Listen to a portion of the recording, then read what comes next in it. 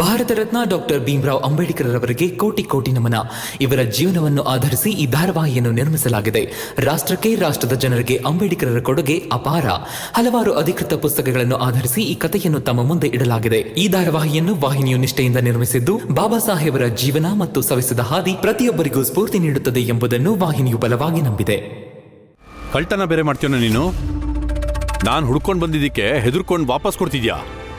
Manager ಸಾಹೇಬ್ರಿಗೆ ಹೇಳ್ತೀನಿರು, ಕೊಡು ನನ್ನ ದುಡ್ಡನ್ನ. ತಗೊಳ್ಳಿ. ಆದರೆ ಇದು ನಾನು ಕಳ್ತನ ಮಾಡಿದ್ದಲ್ಲ. ಅಕಸ್ಮಾತ್ ಮಾಡಿದ್ರೆ ನಿಮ್ಗೆ ಯಾಕೆ ಕೊಡ್ತಿದ್ದೆ? ಜೇಬಲ್ಲಿ ಇಟ್ಕೊಂಡು ಸುಮ್ಮನೆ ಇರ್ತಿದ್ದೆ. ಮತ್ತ್ಯಾಕೆ ನನ್ನ ದುಡ್ಡು ತಗೊಂಡೆ? ಇಲ್ಲ ಅಂತ ಯಾಕೆ ಹೇಳ್ದೆ? ಒಂದು ಪೈಸೆ ಕಳ್ಕೊಂಡ್ರೆ ನೀವು ಎಷ್ಟು ಒದ್ದಾಡ್ತೀರಾ ಅನ್ನೋದನ್ನ ನನಗೆ ನೋಡಬೇಕಿತ್ತು.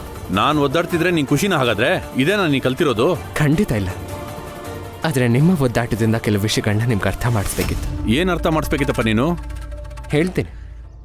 ಒಂದು ಪೈಸೆ ಕಳ್ಕೊಂಡಿದ್ದಕ್ಕೋಸ್ಕರ ನೀವೇ ಎಷ್ಟೊಂದು ಒದ್ದಾಡಿದ್ದೀರ.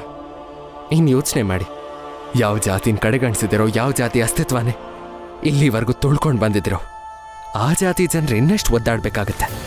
ಅವ್ರ ಮನಸ್ಥಿತಿ ಹೇಗಿರಬೇಡ ಹೇಳಿ? ಅವರು ಆ ಒಂದು ಪೈಸೆಗೋಸ್ಕರ ಅದು ಎಷ್ಟು ಕಷ್ಟಪಡ್ತಿರ್ಬೇಡ.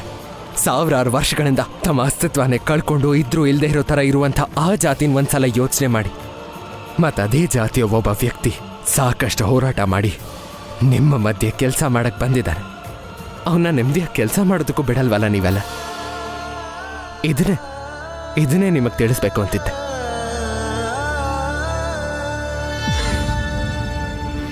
ಒಳ್ಳೆ ಭಾಷಣ. ನಾಗೇಂದ್ರಂಗೆ ಮತ್ತು ಮ್ಯಾನೇಜರ್ ಸಾಹೇಬ್ರಿಗೆ ನೀನು ಈ ನಾಟಕದ ಬಗ್ಗೆ ಹೇಳ್ತೀನಿ. ಹೋಗಿ ಮ್ಯಾನೇಜರ್ ಸಾಹೇಬ್ರಿಗೆ ಹೋಗಿ ಹೇಳಿ. ಮತ್ತು ಮ್ಯಾನೇಜರ್ ಸಾಹೇಬ್ರಿಗೆ ಇನ್ನೊಂದು ವಿಷಯನೂ ಹೇಳಿ. ನನ್ನ ದುಡ್ಡನ್ನ ಭೀಮರಾವ್ ಮುಟ್ಟಿದ್ದ, ಮತ್ತು ಅದನ್ನೇ ನಾನು ವಾಪಸ್ ಈಸ್ಕೊಂಡೆ ಅಂತ. ಹಾಗಾದರೂ ಕೂಡ ನಿಮ್ಮ ಜಾತಿ ಹಾಳಾಗ್ಲಿಲ್ವಲ್ಲ. ಆದರೆ ಅದೇ ಭೀಮರಾವ್ ಮುಟ್ಟಿರೋಂಥ ಪೇಪರ್ ಬಂಡಲ್ನ ಮುಟ್ಟಿದ್ರೆ ಮಾತ್ರ ನಿಮ್ಮ ಜಾತಿ ಹಾಳಾಗುತ್ತೆ. ಇದನ್ನು ಹೋಗಿ ಅವ್ರಿಗೆ ಹೇಳಿ.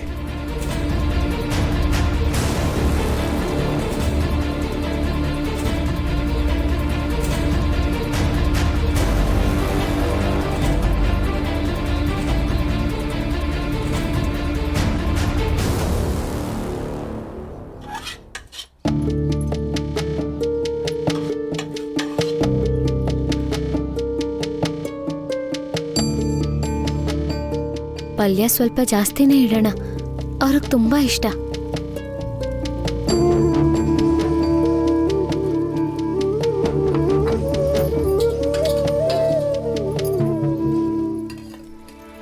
ರಮಾ, ಹೋಗೋಣವಾ? ಹಾ, ತಡ ಆಗ್ತಿದೆ. ಹಾಗೆ ಕೆಲಸ ಬೇರೆ ಹುಡುಕ್ಬೇಕು. ನೀವಿಬ್ರು ಊಟ ತಗೊಳಲ್ವಾ? ಊಟ ತಗೊಂಡ್ ಬನ್ನಿ ಅಂತ ಹೇಳಿದ್ರಲ್ವಾ ಅವರು? ಅಥವಾ ನೀವಿಬ್ರು ಸುಳ್ಳು ಹೇಳಿದ್ರಾ? ಅಯ್ಯೋ ಇಲ್ಲ, ಸುಳ್ಳು ಯಾಕೆ ಹೇಳೋಣ? ನಾವು ಊಟ ಕಟ್ಕೋತೀವಿ. ಹಾಗಾದ್ರೆ ನಾನು ಅವ್ರಿಗೋಸ್ಕರ ಊಟ ತಗೊಂಡು ಹೋಗ್ತೀನಿ. ನೀವಿಬ್ರು ನನ್ನ ಜೊತೆ ಬಂದು ಯಾಕೆ ಸಮಯ ವ್ಯರ್ಥ ಮಾಡ್ತೀರಾ? ನೀವಿಬ್ರು ಅವರಿಬ್ರಿಗೂ ಊಟ ತಗೊಂಡು ಹೋಗಿ, ನಾನು ಅವ್ರಿಗೆ ಊಟ ಕೊಟ್ಟು ನಿಮಗೆ ಸಿಗ್ತೀನಿ.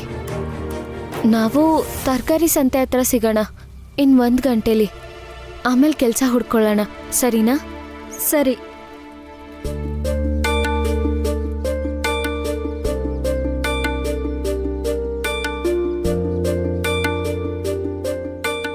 ಏನ್ ಮಾಡೋದು? ನಾವೇನೋ ಊಟ ಕಟ್ಕೊಂಡು ಹೋಗ್ಬೋದು, ಆದ್ರೆ ಅವ್ರು ಊಟ ಮಾಡ್ತಾರಾ? ಅವ್ರು ಇವಾಗ ಎಲ್ಲಿ ಕೆಲಸ ಮಾಡ್ತಿದ್ದಾರೆ ಅಂತನೂ ನಮಗೆ ಗೊತ್ತಿಲ್ಲ ಇವತ್ತು. ಆದ್ರೆ ಊಟ ಅಂತೂ ತಗೊಂಡು ಹೋಗ್ಲೇಬೇಕು. ಇಲ್ಲಾಂದ್ರೆ ರಮಂಗ್ ಅನುಮಾನ ಬರುತ್ತೆ. ಅವಳು ನಮ್ಮನ್ನ ತಡೆದು ಪ್ರಶ್ನೆ ಕೇಳ್ತಾಳೆ. ನಮ್ಮೇಲೆ ಅನುಮಾನ ಬಂತು ಅಂದ್ರೆ, ಸುಳ್ಳು ಹೇಳ್ತಿದೀವಿ ಅಂತ ಗೊತ್ತಾದ್ರೆ ಖಂಡಿತ ಸತ್ಯ ಏನು ಅಂತ ತಿಳ್ಕೊತಾಳೆ. ಸರಿ, ಹಾಗಾದ್ರೆ ಊಟ ತಗೊಂಡು ಹೋಗೋಣ. ಅವ್ರಿಗೆ ಊಟ ಕೊಡೋಕ್ಕಾದಷ್ಟು ಪ್ರಯತ್ನ ಮಾಡೋಣ. ಎಷ್ಟೇ ಆದರೂ ನಮ್ಮನೆಯವರು. ಅವ್ರ ಹೊಟ್ಟೆ ತುಂಬಿದ್ರೆ ನಮಗೂ ಸಂತೋಷನೇ. ನಾನು ಡಬ್ಬ ತರ್ತೀನಿ. ಹಾ.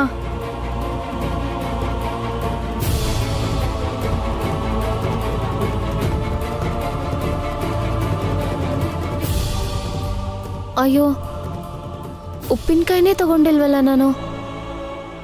ಅದನ್ನು ತಗೊಂತೀನಿ, ಹಾಗೆ ನೀರು ತಗೋಬೇಕು.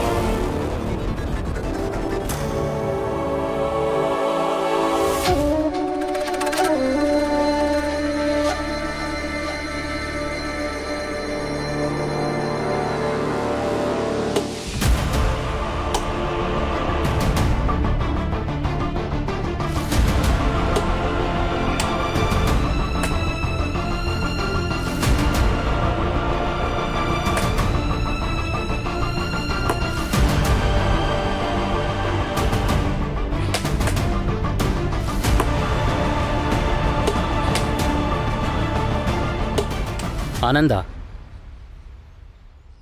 ನಿನಗೇನು ಅನ್ನಿಸ್ತಿದೆ? ನಮ್ಮನ್ನು ಕಟ್ಕೊಂಡವರು ನಮಗೆ ಸರಿಯಾದ ಜೋಡಿನಾ? ಬಲಣ, ಈಗಿದನ್ನೆಲ್ಲ ಯೋಚನೆ ಮಾಡಿ ಏನು ಪ್ರಯೋಜನ? ಬಿಡೋದನ್ನು. ಯೋಚನೆ ಮಾಡಲೇಬೇಕು ಆನಂದ. ನಮ್ಮ ಸಂಸಾರದಲ್ಲಿ ನಮ್ಮ ಮನೇಲೆ ನಾವು ಸಂತೋಷವಾಗಿಲ್ಲ ಅಂತ ಅಂದರೆ ಹೊರಗೆ ಹೆಂಗೆ ಸಂತೋಷವಾಗಿರೋಕ್ಕೆ ಸಾಧ್ಯ? ನಿನ್ನ ಮಾತೇನೋ ನಿಜ ಬಲಣ, ಆದರೆ ಹೀಗೆಲ್ಲ ಯೋಚನೆ ಮಾಡ್ತಿದ್ರೆ ತಲೆ ಕೆಡುತ್ತಷ್ಟೇ. ಇಲ್ಲ ಆನಂದ, ತಲೆ ಕೆಡಿಸ್ಕೊಳ್ಳೇಬೇಕು. ಕೆಲವೊಂದ್ಸಲ ಎಷ್ಟು ವಿಚಿತ್ರ ಅನಿಸುತ್ತೆ. ಭೀಮಾ ಹೋರಾಡಿ ಇಡೀ ಜಗತ್ತನ್ನೇ ಗೆಲ್ಬೋದು, ಆದರೆ ನಾವೀಗ ನಮ್ಮವ್ರನ್ನೇ ಗೆಲ್ಲಕ್ಕಾಗದೆ ಕೂತಿದ್ದೀವಿ. ಇದಕ್ಕೆ ಕಾರಣ ಏನಿರ್ಬೋದು ಹೇಳು? ಭೀಮನ ಎಲ್ಲ ಕೆಲಸದ ಗೆಲುವಿನ ಹಿಂದೆ ರಮಾ ಜೊತೆಗೆ ನಿಂತಿದ್ದಾಳೆ ಅನ್ನೋದು ಮುಖ್ಯ ಕಾರಣ ಅಲ್ವಾ? ಆದರೆ ನಮ್ಮ ಹೆಂಡ್ತಿರೋ ಬಾಲಣ್ಣ, ಬಿಡುವುದನ್ನೆಲ್ಲ, ಕೆಲಸ ಮಾಡೋಣ. ಕೆಲಸ ಮಾಡ್ತಾನೆ ಇದ್ದೀವಲ್ಲ. ಒಂದ್ಸಲ ಯೋಚನೆ ಮಾಡು, ಇವತ್ತು ನಾವು ಮನೆ ಬಿಟ್ಟಾಗ ಏನು ತಿಂದಿರಾ ಹೊಟ್ಟೆ ಹಸ್ಕೊಂಡು ಬಂದ್ವಿ, ಆದರೆ ನಮ್ಮ ಹೆಂಡ್ತಿರಿಗೆ ನಮ್ಮ ಮೇಲೆ ಒಂಚೂರು ಕರುಣೆ ಇಲ್ಲ, ನಮಗೆ ಊಟ ತರಬೇಕು ಅಂತ. ಅಷ್ಟು ಸೌಜನ್ಯ ಇದೆ ನಮ್ಮಲ್ಲಿ.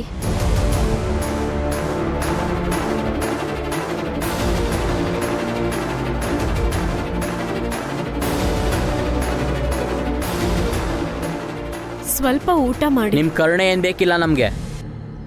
ಈಗ ಊಟ ಮಾಡಿ ಅನ್ನೋದು, ಆಮೇಲೆ ನಾವು ಊಟ ತಂದ್ವಿ ಅಂತ ಎಲ್ಲರ ಮುಂದೆ ಹಂಗಿಸ್ಕೊಂಡು ಮಾತಾಡೋದು. ಒಂದಿನ ಊಟ ಮಾಡಲಿಲ್ಲ ಅಂದರೆ ನಮ್ಮ ಪ್ರಾಣ ಏನು ಹೋಗಲ್ಲ.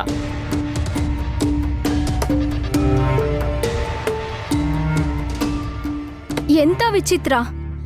ಈಗ ತಾನೇ ಹೆಂಡತಿ ಆದವಳಿಗೆ ನಮ್ಮ ಬಗ್ಗೆ ಕಾಳಜಿನೇ ಇಲ್ಲ ಅಂತಿದ್ರಿ, ಊಟ ತರಕ್ಕಾಗಲ್ವಾ ಅಂತಿದ್ರಿ. ಈಗ ತಾನೇ ನಾವು ಊಟ ತಂದ್ರೆ ಊಟ ಬೇಡ ಅಂತಿದ್ದೀರಾ. ನಿಜವಾಗ್ಲೂ ನಿಮ್ಮ ಮನ್ಸಲ್ಲಿ ಏನಿದೆ ಅದನ್ನಾದ್ರೂ ಹೇಳಿ ನಮ್ಗೆ.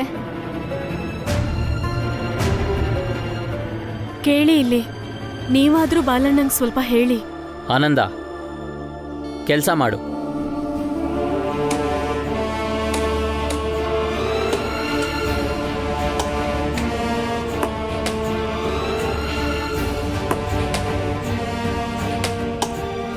ದಯವಿಟ್ಟು ಊಟ ಮಾಡಿ. ನೀವಿಬ್ರು ಸ್ವಲ್ಪನಾದ್ರೂ ಊಟ ಮಾಡಿ. ಪ್ರಕಾಶ ಹೇಳ್ತಿದ್ದ, ನೀನೇನೋ ಭಾಷಣ ಮಾಡ್ತಿದ್ಯಂತೆ. ನಿನ್ ಭಾಷಣ ಎಲ್ಲ ಇಲ್ಲಿ ತುಂಬಾ ದಿನ ಕೆಲ್ಸಕ್ಕೆ ಬರಲ್ಲ. ಇನ್ನೊಂದು 4-5 ದಿನ ನೀನು ಕೆಲಸ ಮಾಡು ಸಾಕು. ಆಮೇಲೆ ನಾನೇ ಮಾಲೀಕರ ಹತ್ರ ನಿನ್ ಬಗ್ಗೆ ದೂರು ಕೊಡ್ತೀನಿ. ಶಿಫಾರಸ್ ಮೇಲೆ ಸಿಕ್ಕಿರೋಂಥ ಕೆಲಸ ತಾನಾಗೆ ಹೊರಟು ಹೋಗುತ್ತೆ. ಆದರೆ ನಾನು ಸರಿಯಾಗಿ ಕೆಲಸ ಮಾಡಕ್ಕೆ ಸಿದ್ಧ ಇದ್ದೀನಲ್ಲ, ನೀವೇ ನನ್ನ ಕೆಲಸ ಮಾಡಕ್ಕೆ ಬಿಡ್ತಿಲ್ಲ. ಸಾಕು ಸುಮ್ನಿರೋ. ಈಗ ನೀನು ಹೊರಗಡೆ ಹೋಗು, ನಾನಿಲ್ಲಿ ಊಟ ಮಾಡಬೇಕು. ನಿಲ್ಲೋ, ನೀನೇನು ಊಟ ಮಾಡ್ತೀಯ? ಹೇಳೋ, ಏನು ಊಟ ಮಾಡ್ತೀಯ? ನೀವು ಈ ಪ್ರಶ್ನೆನ ನನ್ನ ಮೇಲೆ ಕಾಳಜಿಯಿಂದ ಕೇಳ್ತಿದ್ದೀರಾ ಅಥವಾ ಮತ್ತೆ ನನ್ನ ವ್ಯಂಗ್ಯ ಮಾಡೋಕ್ಕೋಸ್ಕರ ಕೇಳ್ತಾ ಇದ್ದೀರಾ? ಜೇಬಲ್ ದುಡ್ಡಿಲ್ಲ, ಮನೆಯಿಂದ ಊಟನೂ ತಂದಿಲ್ಲ, ಕೆಲಸ ಬಿಟ್ಟು ಹೊರಗೆಲ್ಲೂ ಊಟಕ್ಕೆ ಹೋಗೋ ಹಾಗೂ ಇಲ್ಲ. ಊಟ ಇಲ್ದೇನೆ ಹಸ್ಕೊಂಡು ಹಂಗೆ ಇರಬೇಕಾಗತ್ತೆ ತಾನೆ. ಇದಕ್ಕಿಂತ ಮನೆಯಲ್ಲೇ ಊಟ ಮಾಡ್ಕೊಂಡು ಆಮೇಲೆ ಕೆಲ್ಸಕ್ಕೆ ಬಂದಿದ್ರೆ ಒಳ್ಳೇದಾಗ್ತಿತ್ತು ತಾನೆ. ಎಲ್ಲಿ ನಮ್ ಥರ ಬೆಳಿಬೇಕು ಅನ್ನೋ ಹುಚ್ಚಲ್ಲಿ ಹಸ್ಕೊಂಡಿರ್ತೀಯ ನೀನು?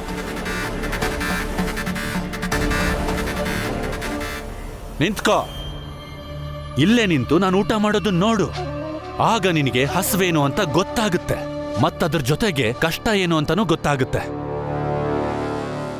ಸರ್,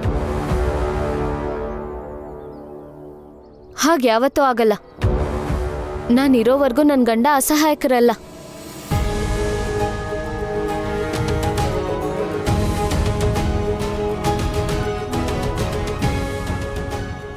ಊಟ ತಂದಿದ್ದೀನಿ. ಯಾವ ವ್ಯಕ್ತಿ ಬೇರೆಯವ್ರ ಬಗ್ಗೆನೇ ಸದಾ ಯೋಚಿಸ್ತಾರೋ ಅವ್ರು ಹಸ್ಕೊಂಡಿರೋದನ್ನ ಖಂಡಿತ ನೋಡಕ್ಕಾಗಲ್ಲ ನನಗೆ. ನಾವು ಇದಕ್ಕೋಸ್ಕರನೇ ಜಗಳ ಆಡೋದಲ್ವಾ? ನೀವು ನಿಮ್ಮ ಕೆಲಸ ಮಾಡಿ, ನಾವು ನಮ್ಮ ಕೆಲಸ ಮಾಡ್ತೀವಿ. ಯಾರು ಯಾರಿಗೆ ಅಸಹಾಯಕರಾಗೋದು ಬೇಡ. ಅದು ಜೀವನದಲ್ಲಾದ್ರೂ ಸರಿ, ಊಟಕ್ಕಾದ್ರೂ ಸರಿ.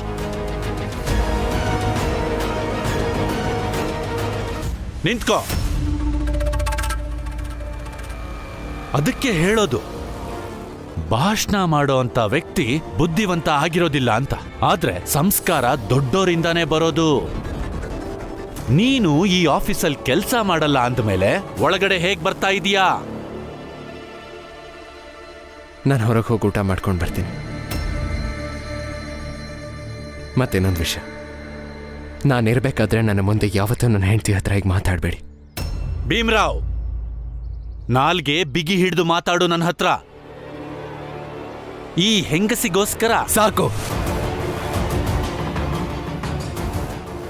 ನನ್ನ ಕೈಯಲ್ಲಿ ಮತ್ತೆ ಬುದ್ಧಿ ಹೇಳಿಸ್ಕೋಬೇಡಿ ನೀವು. ಯಾವ ಹೆಣ್ಣಾದ್ರೂ ಆಗಿರ್ಲಿ, ಯಾವ ಜಾತಿ ಹೆಣ್ಣಾದ್ರೂ ಆಗಿರ್ಲಿ, ಆಕೆ ಗೌರವ ಕೊಡೋದನ್ನು ಕಲಿಬೇಕು. ಸ್ತ್ರೀಯರನ್ನ ಗೌರವಯುತವಾಗಿ ನಡೆಸ್ಕೊಳ್ಳೋದನ್ನು ಕಲೀರಿ.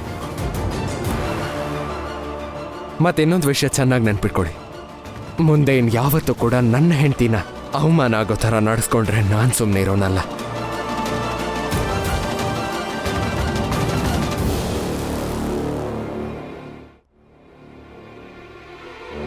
ಏನ್ ಮಾಡ್ತೀಯಾ?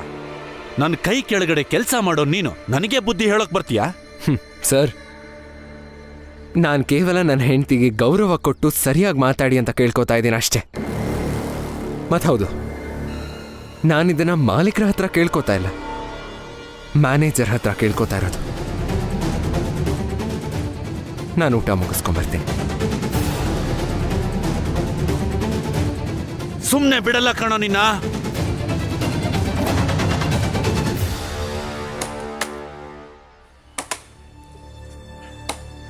ಊಟ ಮಾಡಲ್ವಾ ನೀವು? ಏನಾಗಿದೆ ನಿಮ್ಗೆ? ನನ್ನನ್ ಕಂಡ್ರೆ ಇಷ್ಟ ಇಲ್ಲ ಅಲ್ವಾ? ಬಾಲಣ್ಣನ್ ಜೊತೆನೆ ಸೇರಿ ಬಾಲಣ್ಣನ್ ಗಾಳಿ ಬಿಸಿದ್ಯಾ ನಿಮ್ಗೆ? ಬಾಲಣ್ಣನ ಗಾಳಿ ಬಿಸಿದೆ ಅಂದ್ರೆ ಗಂಡ ಅದನ್ನ ಬದಲಾಗ್ಬಾರ್ದ? ಸಮಯಕ್ಕೆ ತಕ್ಕಂಗೆ ಗಂಡ ಅದನ್ನ ಬದಲಾಗ್ತಾನೆ. ಬಾಲಣ್ಣ ನನ್ಗೆ ಅಣ್ಣ ಆಗ್ಬೇಕು. ಅಣ್ಣನ ಗಾಳಿ ಬಿಸಿದೆ ಅಂದ್ರೆ ಏನರ್ಥ? ಲಕ್ಷ್ಮಿ, ನೀನು ಮಿತಿ ಮೀರಿ ಮಾತಾಡಬೇಡ. ನನ್ಗೆ ಯಾವ ಊಟನೂ ಬೇಕಾಗಿಲ್ಲ. ಹೊರಡಿಲಿಂದ ಹೋಗು. ಸರಿ ಬಿಡಿ, ಇಲ್ಲಿಂದ ನಾವು ರಮನ್ ನೋಡಕ್ ಹೋಗ್ತಿದೀವಿ. ಇಲ್ಲಿ ಏನಾಯ್ತು ಅಂತ ಎಲ್ಲ ಅವಳ ಹತ್ರ ಹೇಳ್ತೀವಿ. ನಡೀರಿ ಅಕ್ಕ.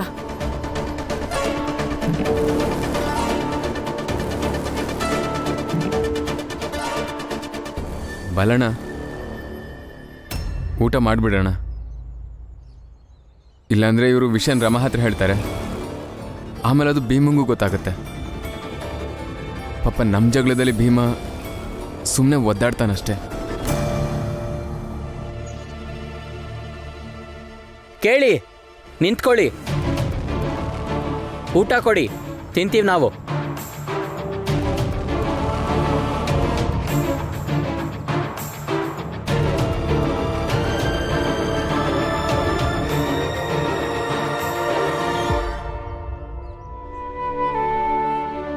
ಇವತ್ತು ನಿಮಗೆ ಇಷ್ಟವಾದ ಅಡುಗೆ ಮಾಡಿದ್ದೀನಿ, ಅದಕ್ಕೆ ಸ್ವಲ್ಪ ಜಾಸ್ತಿ ತಂದೆ.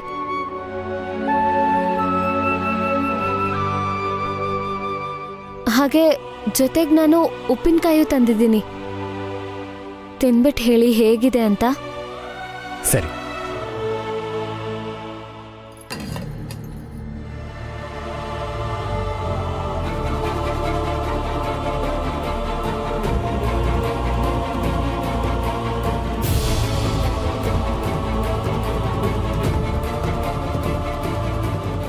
ಪಲ್ಯನ ಇದ್ರಲ್ಲೇ ತಂದಿದ್ದೆ. ನಾನು ಹೊರಡುವಾಗ ಉಪ್ಪಿನಕಾಯಿ ತರೋಣ ಅಂತ ಹೋದೆ, ಆಗ ಡಬ್ಬಿ ಹೊರಗೆ ಇಟ್ಟು ಹೋದೆ. ಯಾರೋ ಅಷ್ಟರಲ್ಲಿ ಪಲ್ಯ ತಗೊಂಡಿರ್ಬೇಕು. ನಾನು ಈಗಲೇ ಹೋಗಿ ಪಲ್ಯ ತರ್ತೀನಿ. ಅಯ್ಯೋ ನಿಂತ್ಕೋ, ಅದೆಲ್ಲ ಬೇಕಾಗಿಲ್ಲ. ಏನಿದೆಯೋ ಅದನ್ನೇ ತಿಂತೀನಿ ನಾನು. ಹೇಗೆ ತಿಂತೀರಾ ನೀವು? ಇದೆ ರೊಟ್ಟಿ ಮತ್ತೆ ಉಪ್ಪಿನಕಾಯ? ಅದರಲ್ಲೇನಿದೆ ನೋಡು. ನೀನು ಹೀಗೆ ನನ್ನ ಮುಂದೆ ಕೂತಿರೋ, ನಾನು ಊಟ ಮಾಡ್ತೀನಿ. ಹೆಂಡತಿ ಮುಂದೆ ಕೂತಿದ್ರೆ ಮೆಣಸಿನ್ಕಾಯಿ ಕೂಡ ಮಿಠಾಯಿ ಥರ ಇರುತ್ತೆ. ಹಾಗೆ ಊಟ ಮುಗಿಸಿದ್ರೆ ಆಯ್ತು. ನಿನಗೆ ಗೊತ್ತಾ, ಚಿಕ್ಕ ವಯಸ್ಸಲ್ಲಿ ಅಮ್ಮ ನನಗೆ ಸಿಹಿ ರೊಟ್ಟಿ ಮಾಡಿಕೊಡ್ತಾ ಇದ್ರು. ಇವತ್ತು ಹಾಗೆ ಆ ಸಿಹಿ ರೊಟ್ಟಿನ ತಿಂತಾ ಇದ್ದೀನಿ ಅಂತ ಅನ್ಕೋತೀನಿ. ನೋಡ್ತಾ ಇರು. ನನಗೆ ನೋವಾಗಬಾರ್ದು, ನಾನು ಮತ್ತೆ ಹೋಗೋ ಹಾಗಾಗಬಾರ್ದು ಅಂತ ನೀವು ಹೀಗೆಲ್ಲ ಮಾಡ್ತಿದ್ದೀರಾ ಅಲ್ವಾ? ಯಾವ ವ್ಯಕ್ತಿಗೆ ಸಾಕ್ಷಿ ಇಲ್ಲದೆ ಏನೂ ಸಾಬೀತಾಗಲ್ಲ ಅಂತ ಗೊತ್ತು. ಅವರಿವತ್ತು ಕಲ್ಪನೆಯಲ್ಲಿ ಮಾತು ಮರೆಸ್ತಿದ್ದಾರೆ. ಅವರೇ ಇವತ್ತು ಏನೇನೋ ಅಂತಿದ್ದಾರೆ. ರಮಾ ನಾನಿರೋದ್ರಿಂದ ಮೆಣಸಿನ್ಕಾಯಿ ಸಿಹಿ ಆಗುತ್ತೆ ಅಂತ. ರಮಾ, ನಾನು ಕಲ್ಪನೆಯಲ್ಲಿ ಮಾತಾಡ್ತಿಲ್ಲ. ಇದನ್ ಪ್ರೀತಿ ಅಂತಾರೆ. ಮತ್ ಪ್ರೀತಿಗೆ ಎಂಥ ಶಕ್ತಿ ಇದೆ ಗೊತ್ತಾ?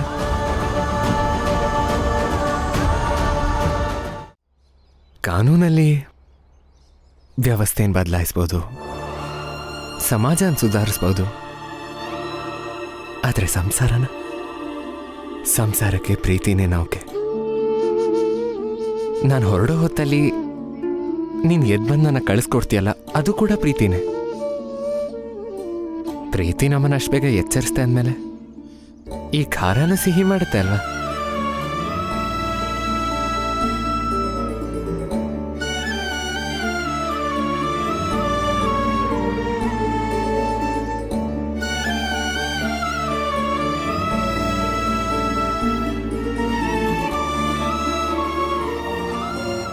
ನನ್ಗೂ ತಿನ್ಸಿ.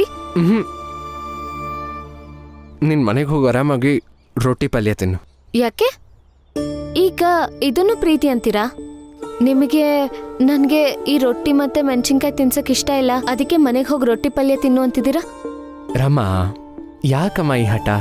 ಈಗ ಹೇಗಿದ್ರು ಮನೆಗೆ ಹೋಗ್ತಿದ್ಯಾ ತಾನೆ, ಅಲ್ಲಿ ಹೋಗಿ ರೊಟ್ಟಿ ಪಲ್ಯನೇ ತಿನ್ನು. ಇಲ್ಲ, ನನಗೂ ತಿನ್ಸಿ. ಅಯ್ಯೋ, ಆಗ ನಾನು ತಿಳ್ಕೊತೀನಿ ಪ್ರೀತಿ ಹೇಗೆ ಖಾರನ ಸಿಹಿ ಮಾಡುತ್ತೆ ಅಂತ. ತಿನ್ಸಿ. ಸರಿನಮ್ಮ.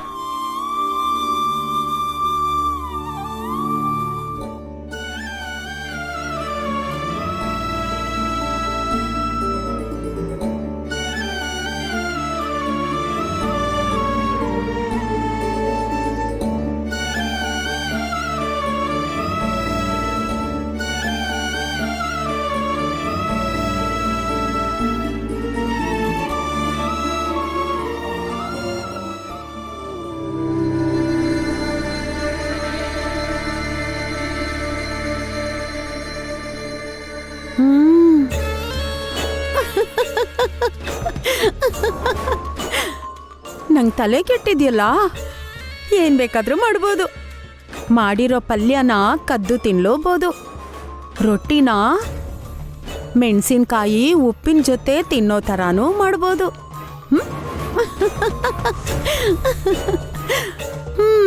ಒಂಥರ ಖುಷಿ ಇದೆ ಇದರಲ್ಲಿ.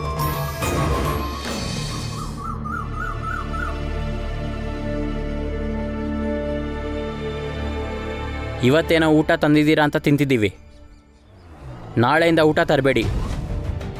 ಅಯ್ಯೋ, ನೀವು ನನ್ನ ಗಂಡ, ಊಟ ತರೋದು ನಮ್ಮ ಕರ್ತವ್ಯ. ಸರಿ ಬಿಡು, ಹೆಸ್ದೋಗ್ತೀವಿ ಹಾಗಾದ್ರೆ. ಬಾಲಣ್ಣ, ಕರುಣಾ ಅಕ್ಕ ನಿಮ್ಮನ್ನ ತುಂಬಾ ಪ್ರೀತಿಸ್ತಾರೆ, ಆದ್ರೆ ಗೊತ್ತಾಗ್ತಿಲ್ಲ ಪದೇ ಪದೇ ನಿಮ್ಗೇನಾಗುತ್ತೆ ಅಂತ. ಸ್ವಲ್ಪ ದಿನ ಅವ್ರ ಜೊತೆ ಚೆನ್ನಾಗೇ ಇರ್ತೀರಾ, ಇದ್ದಕ್ಕಿದ್ದ ಹಾಗೆ ತುಂಬಾ ವಿಚಿತ್ರವಾಗಿ ಆಡಕ್ ಶುರು ಮಾಡ್ತೀರಾ. ಹೌದು, ವಿಚಿತ್ರವಾಗಿ ಆಡೋ ಥರ ಕಾಣುತ್ತೆ. ಆದರೆ ಈ ಸಲ ಬಾಲಣ್ಣನ ತಪ್ಪಿಲ್ಲ. ಅವನಿಗಾಗಿರೋ ಅವಮಾನ ಇದಕ್ಕೆಲ್ಲ ಕಾರಣ. ಆನಂದಾಗೂ ಅವಮಾನ ಆಗಿದೆ. ಅಂಥದ್ದೇನಾಗಿದೆ ಈಗ? ಹೇಳ್ತೀನಿ. ನೀವಿಬ್ರು ನಿಮ್ಮ ಸಂಬಂಧನ ರಮಾ ಭೀಮನ್ ಸಂಬಂಧಕ್ಕೆ ಹೋಲಿಸ್ಕೊಂತಿದ್ದೀರಿ. ನಿಮ್ಮಿಬ್ಬರಿಗೂ ಯಾಕೆ ಅರ್ಥ ಆಗ್ತಿಲ್ಲ? ರಮಾ ಮತ್ತು ಭೀಮನ್ ವ್ಯಕ್ತಿತ್ವ ಬೇರೆನೆ, ಅವ್ರ ಜೀವನದ ಕ್ರಮನೇ ಬೇರೆ. ನಾವಿಬ್ರು ಬೇರೆ, ಎಲ್ಲರೂ ಒಂದೇ ಥರ ಇರಲ್ಲ. ಆದ್ರೆ ಅಂಥದ್ದೇನೂ ಇಲ್ಲ ನಮ್ಮಲ್ಲಿ. ಮತ್ತೆ ವಾದ ಮಾಡಕ್ ಬಂದ್ಯಾ ನೀನು? ನೆಮ್ಮದಿಯಾಗಿ ಊಟ ಮಾಡಕ್ ಬಿಡಲ್ವಾ? ಬಾಲಣ್ಣ,